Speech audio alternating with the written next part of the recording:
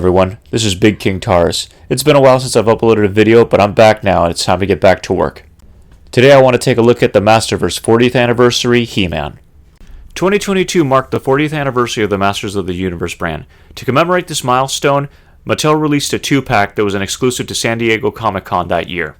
The pack contained 2 new Masterverse versions of He-Man and Skeletor based on their vintage toy designs. He-Man had a flock loincloth and flock boot tops. Both came with die-cast metal weapons and reproduction mini-comics. With this being a Comic-Con exclusive, unfortunately most collectors weren't able to get their hands on this pack. Fortunately, for those of us that weren't interested in getting a 2-pack, or flocking on our figures, or die-cast metal weapons, or repro comics, the Masterverse line released the 40th anniversary He-Man in his own packaging and it was available at mass retail such as Walmart, Target, and various other online sources. Taking a look at the front of the package, it's easy to see that this is taking inspiration from the original Red Rock background of the vintage carded figures. Form-wise, however, the box is pretty much identical in shape and size to all the other Masterverse figures that have come before it. There's a large window in front displaying the full figure as well as its many accessories. However, unlike previous Masterverse packaging, the sides of the box neither has the name of the figure or artwork. It simply continues the Red Rock pattern.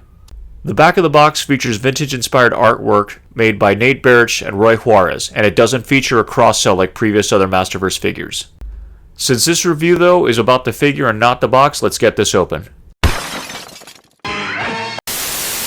The figure's accessories includes a closed right fist, an open left hand, a reused axe, and a reused sword from the previous New Eternia He-Man, and a brand new sculpted shield. Getting He-Man out of the package, we can see that there's a lot of new tooling on this figure. The head is obviously vintage inspired, the torso is brand new, as well as his left arm guard, loincloth, and boots. He reuses the same arms and legs, as well as the belt and bracer from previous Masterverse He-Man. Figure has a wash all over the body to accentuate the muscles, as well as some wash on his loincloth and boots to accentuate the details as well. Turning the figure around, we can see that the detail continues on the back with the wash over the loincloth and the boots as well as the shading on the muscles. We can also see that the new harness has incorporated a spot to put the power sword. One of the biggest points of contention with this figure has been an issue with the face. He-Man's eyes and eyebrows are painted in a solid black, reminiscent back to the vintage toy line. While this worked for the vintage toy line at the time and to some extent for Origins, it doesn't really look well on the figure. The other issue is the wash that was applied to the face. Where the wash was applied to the body and it did a good job of accentuating the musculature of the figure, unfortunately the face it wasn't applied as well. While I wish this was just this one copy here that had this issue, unfortunately the multiple copies I've had have had issues throughout. It ranges from mildly bad to really bad. At worst, it makes him look like a dirty caveman. Deco notwithstanding, I do like the sculpt of the head. It hits a lot of the major cues, so it's obvious to see that this is the vintage He-Man. Compare him next to Origins He-Man with the vintage-inspired head, you can see all the cues are there. Since this is a Masterverse figure, the head is in fact removable, and you can swap it with whatever head you want, including the vintage-inspired Origins head.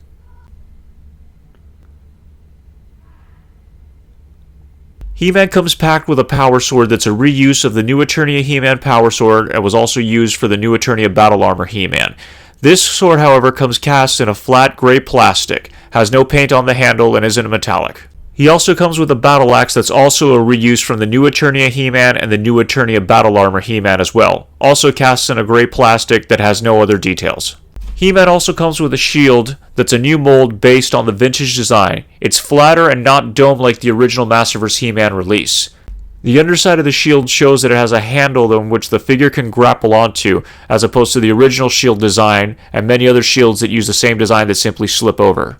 Thanks to the sword holder on the new harness, He-Man's able to be displayed with all his weapons in tow.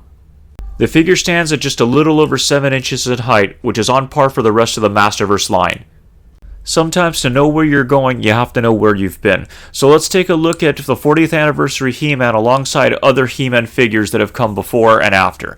Here he is alongside classic He-Man, both the single-carded version as well as the one that came in the exclusive Toys R Us 2-pack with DC Universe Superman. Here he is alongside the original release Origins He-Man as well as the running change with the vintage-inspired head. Here he is alongside New Eternia Thunder Punch He-Man as well as Flying Fist New Eternia He-Man. Here he is with the first New Eternia He-Man as well as New Eternia Battle Armor He-Man. And finally, here he is alongside the first Masterverse He-Man figure based on the Revelation cartoon and Battle Armor He-Man from Revolution.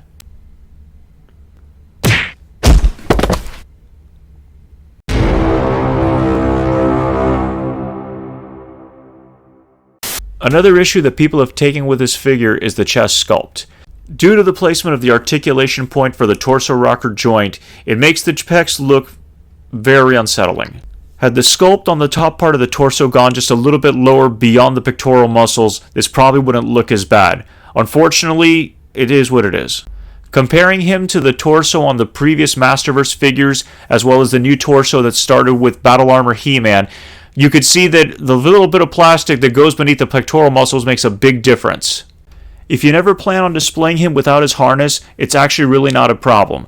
However, if you do wish to display him without his harness, it will look off.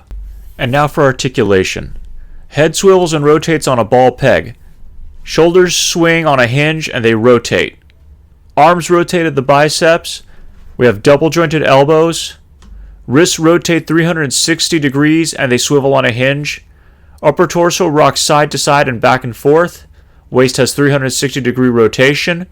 Hips are on a ball peg and can kick out on the side and forward. Double jointed knees, 360 degree hip rotation, boot rotation, and the ankle joints move back and forth and the feet rotate.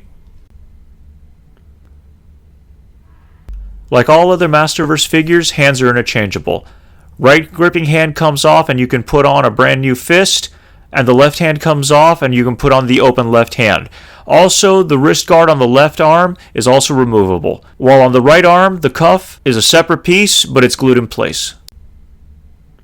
As always, the interchangeable hands offer a variety of opportunities to display your figures. While they don't necessarily have to be in battle poses, they can be used doing other things as well. And finally, here's 40th Anniversary He-Man alongside Vintage Collection Skeletor, Vintage Collection Zodak, and Vintage Collection Faker. Obviously, these other figures are based upon the same aesthetic that 40th Anniversary He-Man brought to the table, and we're going to be doing reviews on those later on. And now my final thoughts. Overall, I do like this figure. While the sculpt of the chest is still off-putting, as well as the issues with the face painting, I do find him to be a better figure overall in terms of representing the classic He-Man than any of the previous incarnations that we've gotten in the Masterverse line. If you already have the Masters of the Universe Classics He-Man, you probably don't feel compelled to pick this up, and that's understandable, because that still, even till this day, holds up as a pretty good figure. However, if you are looking for a modern update on the classic He-Man design, and you don't want to spend the money that a classic He-Man is going to run you today, this isn't a bad option, considering the fact that you can still find it online at many retailers for reasonable prices. There's also options out there for different head sculpts that come from third-party customizers. Aesthetics aside, the figure poses well and displays well alongside other Masterverse figures, and in some cases looks good amongst classics too if you want to incorporate it into your collection. If you like this video, please leave a like, comment, and subscribe to my channel. Hopefully it doesn't take me another 2 to 3 years to upload a video, and with that said, let's cue the montage.